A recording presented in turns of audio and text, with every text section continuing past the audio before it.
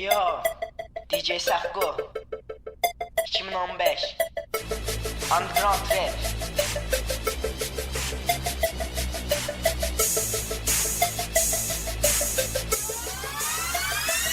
Rəqsənlik deyil oğul, al yaltaqlığı az elə. Harada güclü rəqib gördün, çalış özünü paz elə.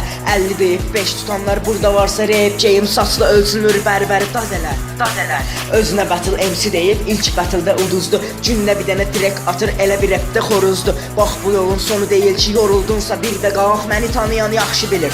Stadım karozdu, sətir altı söz soxanlar sevinin. Disləmədim, çoxları zor deyəndə mən dedim ki, pis elədim, əlimi çiyninə qoymaq istədiyim.